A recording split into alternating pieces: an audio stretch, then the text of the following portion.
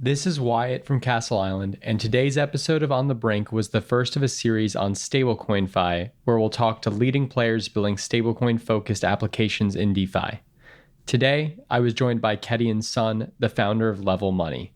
Level is the issuer of Level USD, a DeFi-native stablecoin backed by other major stablecoins including USDT and USDC, earning yield in low-risk DeFi lending strategies to offer a DeFi risk-free rate. Level USD has over $140 million in supply after just over 6 months in market and continues to grow rapidly. Kedian and I discussed the adoption of incumbent stablecoins versus newcomers, the evolution of stablecoin-based finance, and what's ahead for Level, among other topics. I hope you enjoy this episode. Matt Walsh and Nick Carter are partners at Castle Island Ventures. All views expressed by them or the guests on this podcast are solely their opinions and do not reflect the opinions of Castle Island Ventures. Guests and hosts may maintain positions in the assets discussed in this podcast. You should not treat any opinion expressed by anyone on this podcast as a specific inducement to make a particular investment or follow a particular strategy, but only as an expression of their personal opinion. This podcast is for informational purposes only.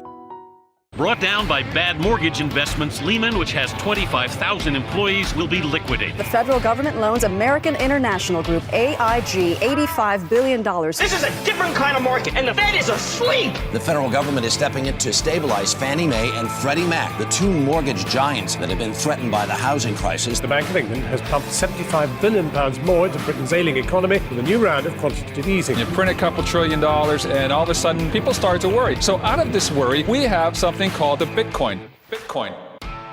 Well, Kedian, thanks for joining. Excited to chat today. Would love to learn a little bit more about you to start, if you don't mind giving a personal background and telling us a little bit about Level. Yeah, of course. First of all, excited to be here. Thanks for having me. A little bit about myself. So I'm Kedian. I'm originally from New Zealand and came to the US for college. My background's in finance. I studied finance at Wharton. Did investment banking after graduation at an investment bank called Lazard here in New York for a few years. And then I worked in fintech at a company called Brex for a few years. And so, I guess my entire career has just been kind of seeing different ways of like money moving around, essentially. I first got involved in crypto, I think it was my senior year of college. Basically, I think a very classic story a friend told me about ETH. I just went ahead and bought a bag. Had no clue how the tech worked, what this meant for the world in the future. But I think that was sort of like my entry point into crypto and how I continued to stay sort of in the loop with crypto while I was working in more traditional industries and banking and fintech. And then while I was at Brex in SF, that was when I linked up with my co-founder who was working as an engineer at Flexport there. That was kind of like how we just started jamming and got into crypto full time from there. So yeah, that's kind of just a little bit about myself. Do you want me to get started on talking about like how we got started with Level? Yeah, talk about Level and how you guys got started. Cool. Yeah, so I guess we weren't always Level. I mean, we started in the stablecoin space in March of 2023, and it was a different name back then.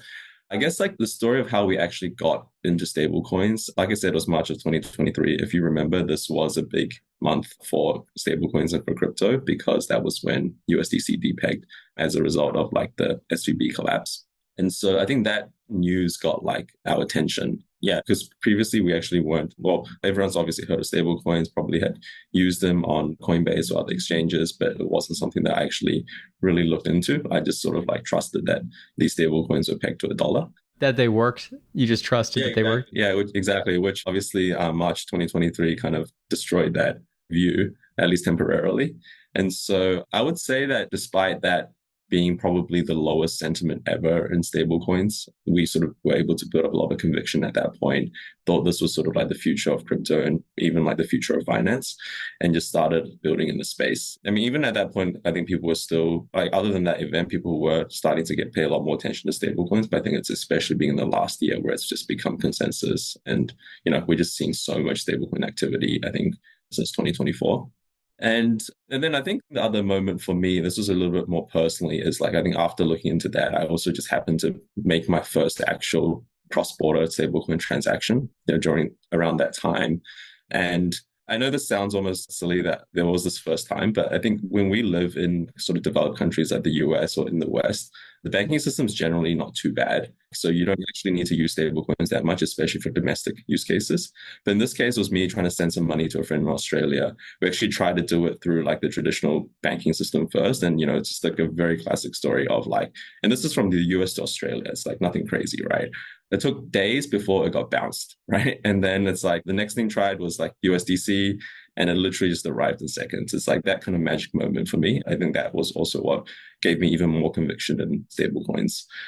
So going back to Level, we've actually tried a few different stablecoin models. The first version was essentially a fiat-backed stablecoin that shared the treasury yield with distribution partners. So this is actually quite similar to what Agora is trying to do now. We ran into a couple of challenges building this. The first was actually building a fiat-backed stablecoin takes a lot of time because, especially at that point, you had to work with partner banks or like custodians, like treasury providers.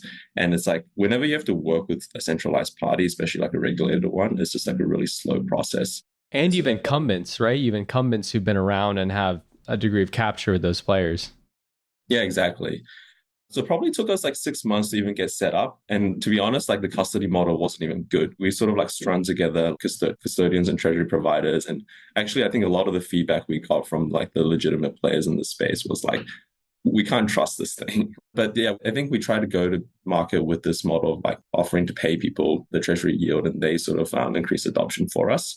I think we initially mostly focused on DeFi.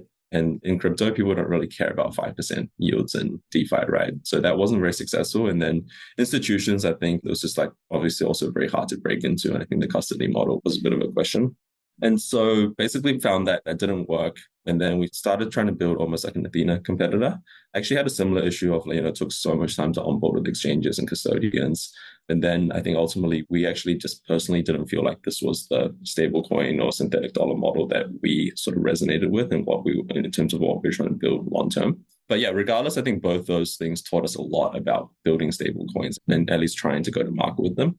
And then last August, we started building Level in its current form. And so this is a fully Level USD is fully built on chain. So actually, first thing that was nice is that we could build it really quickly. We didn't need to rely on any third parties to start building. We could just build on Ethereum, use USDC, USDT. We were building on Aave, or like lending protocols more generally.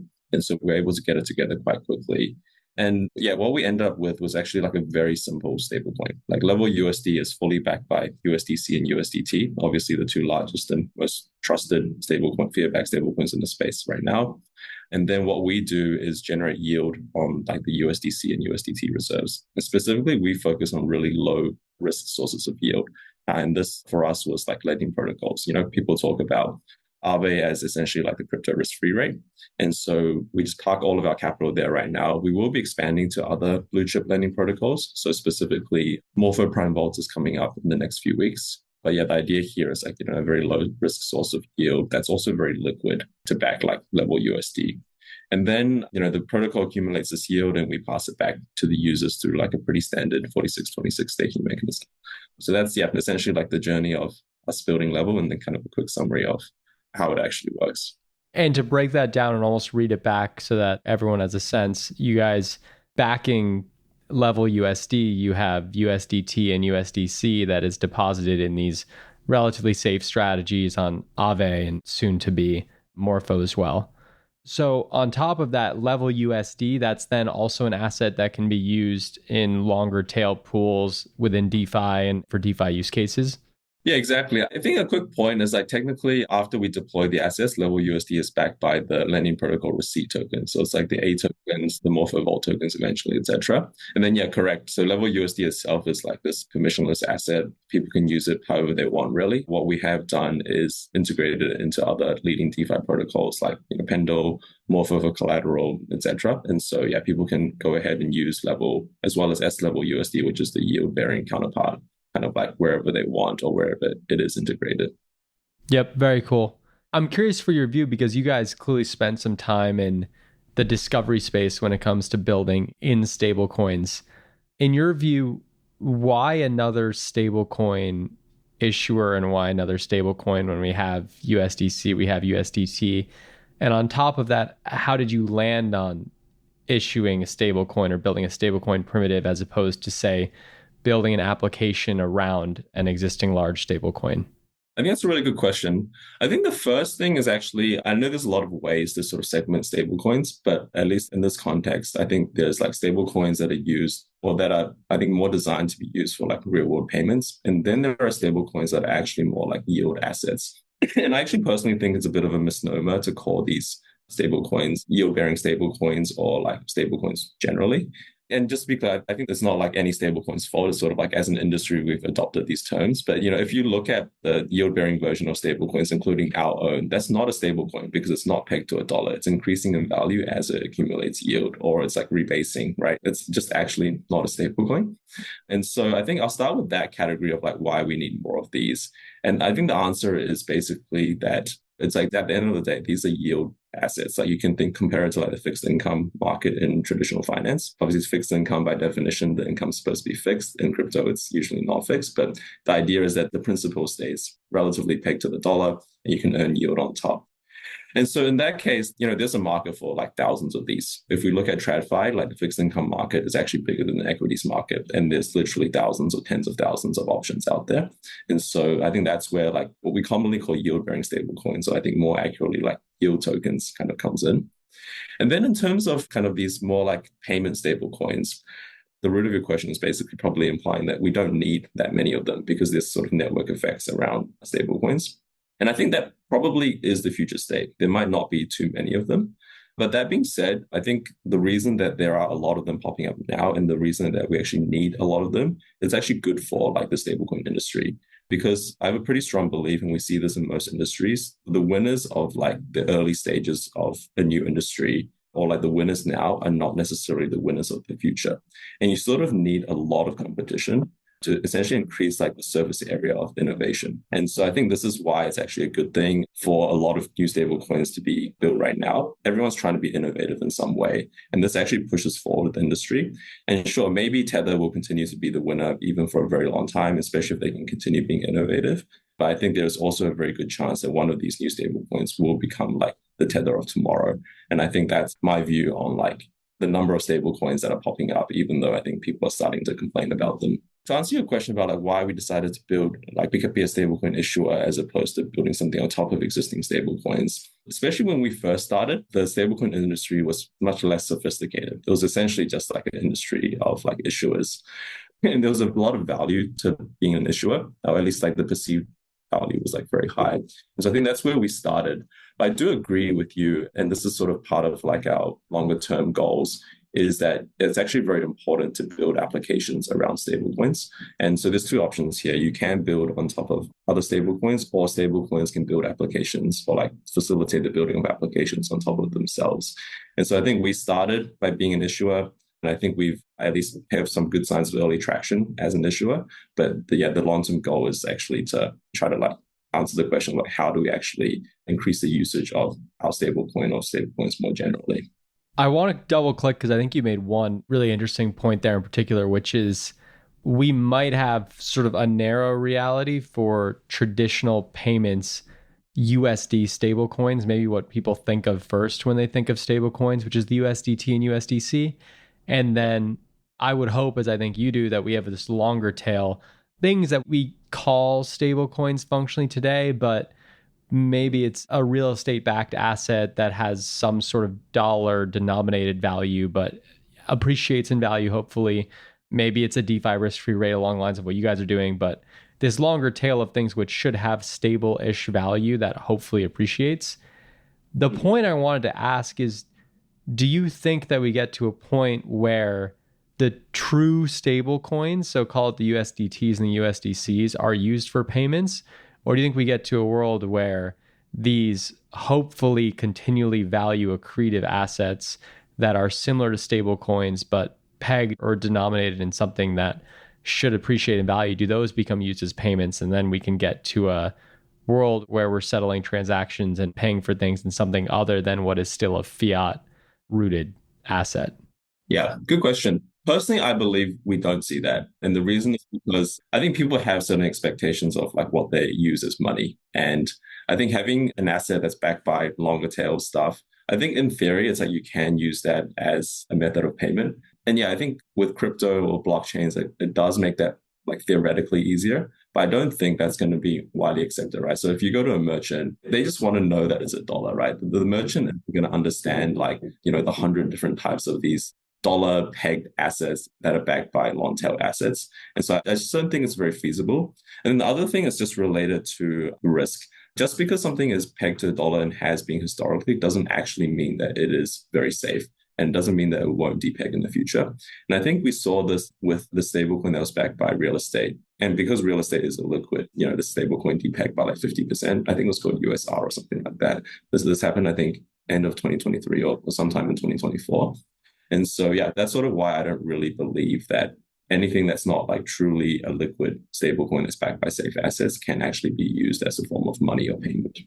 To your point, even if vendors don't want to accept those longer tail stablecoin assets, that's why I'm personally very excited about some of the pay with crypto and credit card functionalities that are being built, because it's much easier. Let's say I own tokenized Tesla stock and I want to use that as what is functionally my credit card payment asset. I can easily swipe a card and you can go from that Tesla asset to stable coins, and the stable coins can either go to the vendor or it can convert to dollars, and that can all happen very quickly.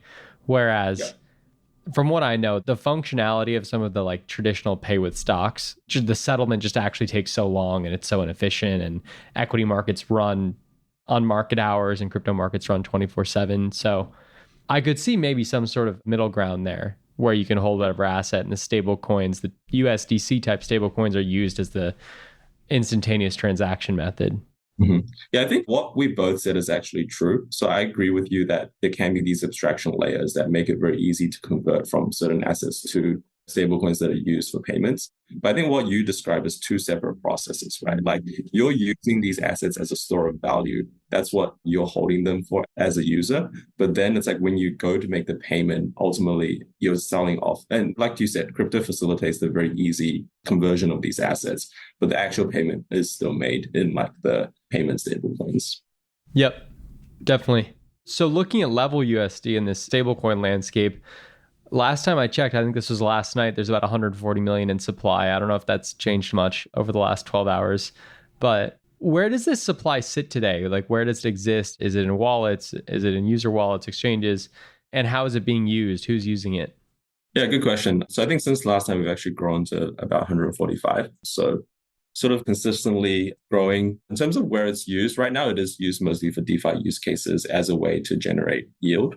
So, we have part of the supply that's sitting in Curve for liquidity. A lot of people have stake Level USD for S Level USD in order to earn the yield. So right now, approximately 1/3 of Level USD is staked.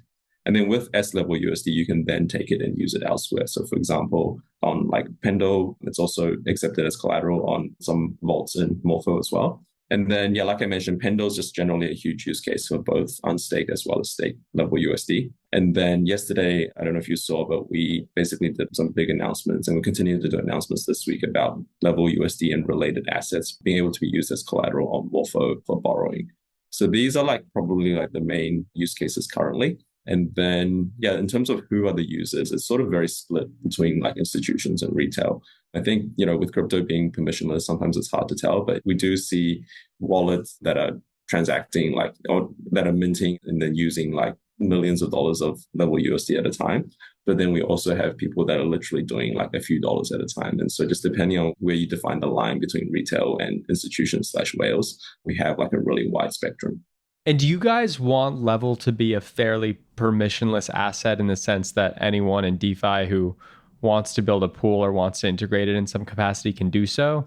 Or do you want to be selective with partners? My thinking here is if you have folks who are going really far out on the risk curve in terms of what their pools look like, in terms of creating vaults that might be backing another asset or stable coin, do you guys have a selection threshold? Do you want to discourage folks you might not align with from a risk perspective? Or how do you vet people who would be working with Level USD? Yeah, it's permissionless, so anyone can use it. And we are starting to see protocols actually reach out to us. I think they want to have our blessing, but we don't always give that. But then they still go ahead and create it. They're free to do whatever they want with these assets, right? It's kind of a very core principle of crypto and DeFi. In terms of protocols that we do put a more active effort into integrating for now, we are quite selective here.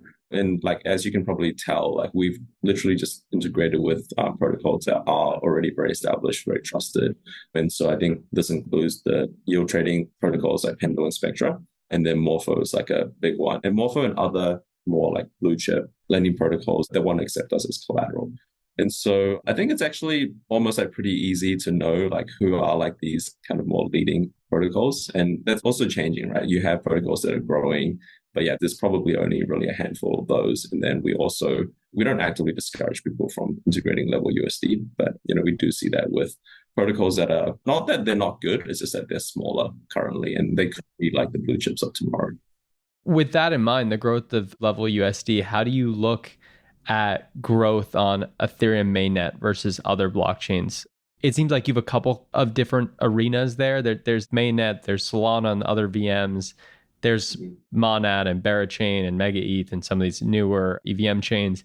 And then you're also seeing a newer rise of folks who are trying to build stablecoin specific chains. So I'm curious how you look at where is the game to be played in your view, and where are the major stablecoins going to exist and transact? Yeah, I think right now we're just very focused on Ethereum. I think despite a lot of complaints about Ethereum, like it is the place with the most liquidity, with the most DeFi activity. And I think until we saturate like Ethereum, we probably wouldn't actively go to other chains unless there's like a very good reason to do so from a distribution perspective. That being said, I think eventually, especially if we want to move towards more of these like payment or money use cases, first of all, Ethereum's fees are also great recently, right? So it's like that's actually not as big of a problem as it used to be. But obviously it still is, I think, higher than a lot of these L2s, alternative chains. And so I think, in terms of like when we do get to that stage of trying to be used more for like smaller transactions and for payments, then it probably does make sense to have Level USD on those chains and kind of have those be the settlement layers.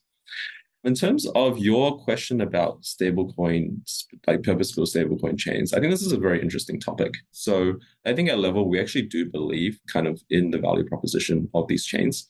The reality is that existing blockchains aren't built for stablecoins specifically, right? They've sort of been built for like the more speculative cases of crypto.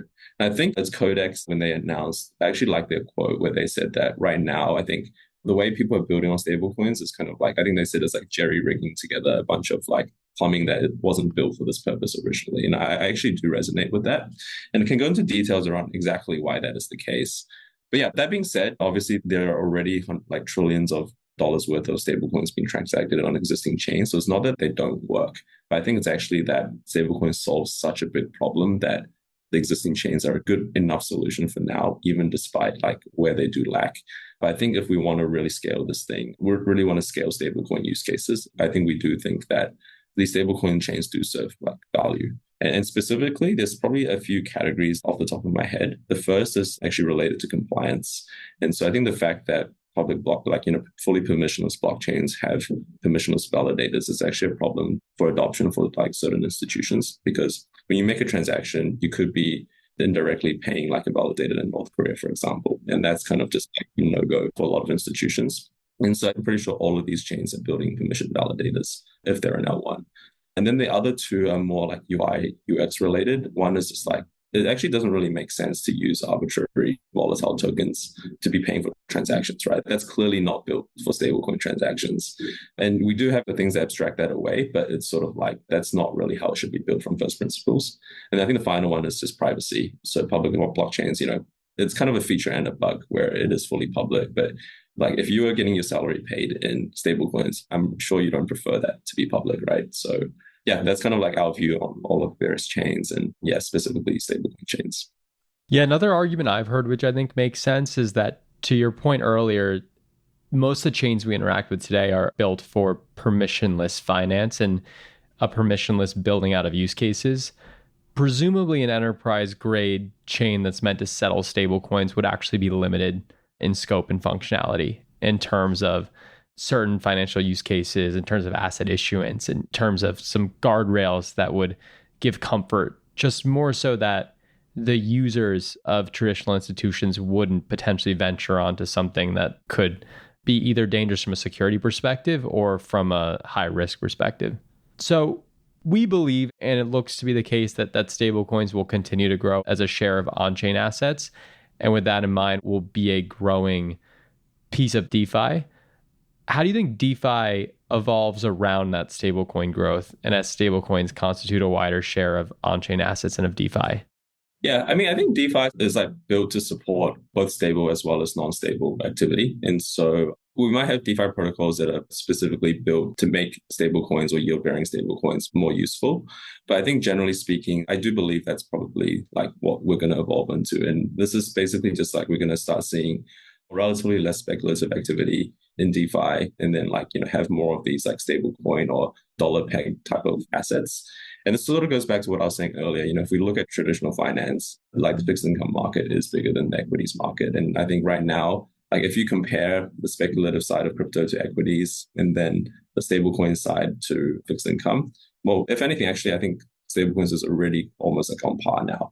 And so I think we will see more of that. And I think that's going to be like the longer term trend, because at the end of the day, it's pure speculation. It's always going to be around. That's why casinos exist too. But at the end of the day, casinos are a much smaller market than like actually a functional finance. Yep, makes sense. In your view, is there also a white space for stablecoins pegged to other fiat currencies? That's been another topic people have been talking about recently, or do you think this stays mostly dollarized? No, I think absolutely. I mean, I think in DeFi, I think US dollar stablecoins will dominate just because it's become kind of like, I mean, even in TradFi, the US dollar is the global reserve currency. And then in DeFi, when it's even more borderless, it's even more so. Yeah, so DeFi use cases, I still do think US dollar stablecoins will dominate. And then for like real world use cases, like the reality is most places outside the US, or a lot of them don't accept US dollars, even though I guess people are starting to accept them more. And so I think to increase adoption in those jurisdictions, it's like basically every currency, I think, will need their own stablecoin. And there's actually a lot of room to grow for them. And then that being said, it's kind of like if you do have stablecoins, other currencies, and they're on chain, then there is like this market for, I think, games and like trading around different currency stablecoins. So yeah, so I think it will grow a lot. We're not going to see a future where we only have US dollar stablecoins being 99% of the market, especially as we develop more real world use cases. Got it. No, it's very helpful. And is the core product Level USD, is that going to be the primary focus for the time being? Or are you guys going to look into these other sorts of stablecoin primitives, or what's on your mind going forward? Yeah, good question. We sort of think about growth in two phases. For new stablecoins is always the first part, which is scaling and building up like credibility and essentially a brand as a stablecoin. So I think during this phase, we're going to essentially focus on what we're doing now, which is like this more DeFi native stablecoin built on lending protocols, because like continue to consistently offer more attractive like risk return profile. So this includes high yield, continue our low risk strategies, and then also just really increase like the utility and capital efficiency through just like integrating with a lot of DeFi protocols. Our view is actually that new stablecoins actually have to expand beyond just being a stablecoin issuer. I think there's a lot of different ways to do this, but I think I'm stealing a quote probably from an M0 interview. I think one of the founders or someone there was saying that the stablecoins now are kind of like the BlackBerries or like the Nokias in the early days of phones. And then as we've seen, obviously, like pure phone makers, they lost, right? And I think that's kind of like potentially how to think about stablecoins now. It's like, if you're just a stablecoin issuer, that means you're the equivalent of just being like a phone manufacturer. And we've obviously seen like, Apple's the most successful phone of all time. And the reason for that is because they were building value add like products on top of that, including like the App Store and a bunch of other things. And so I think, especially for new stablecoins, like the low-hanging fruit of partnering with exchanges or like trying to basically get distribution, purely partnering up or paying for distribution is probably not going to be enough. And so we do believe that stablecoins do need to build value-add services themselves to increase their distribution. Like I said, there's a lot of different ways you can approach this. And this is something that we're thinking a lot about. Not going to reveal, I think, too much here. But yeah, that's the idea, is that we will be moving into building products that are going to increase like the utility as well as the use case and distribution of our core primitives, which is Level USD. Very cool. And broadly speaking, I wanted to ask in closing here, what are you excited about and what keeps you up at night? In general, I'm actually just very excited about crypto, which is probably right now a little bit contrarian because we obviously see so much doom with crypto. But I guess that is more related to like the speculative side. And if anything, like when it's a bear market, and I keep stealing people's quotes, I think it was like Sam from Frax that said this, a bear market for crypto or like for the markets is actually a bull market for stablecoins. And so, yeah, kind of despite the rest of the market and, obviously want everyone to stay safe, not lose their money, but it's kind of like actually a really good time for stablecoins to be building. And I think we're seeing so many stablecoin issuers as well as stablecoin use cases and just all of this like stuff that's being built around stablecoins, and just super excited about like the future of crypto being driven by stablecoins. In terms of what keeps me up at night, it's kind of like the other side of the coin, which is just like, this is a massive, massive opportunity. Yeah, what I spend most of my time thinking about is like, how do we build products to actually be able to capture this opportunity? Because it's like, not everyone's going to be a winner. There is a lot of competition. And then it's like, I think we do have to be very strategic about what we build and how we go to market. Yeah, that's probably just like what I spend most of my days and nights thinking about. Awesome. Well, I'll leave it there. Kedian, thanks for coming on and really enjoyed chatting. Hopefully we can do it again soon. Yeah, I appreciate it. This was fun. Thanks for listening to another episode of On the Brink with Castle Island. To find out more about Castle Island, visit castleisland.vc. To listen to all of our podcast episodes, please go to onthebrink-podcast.com or just click on the tab on our website. Thanks for listening.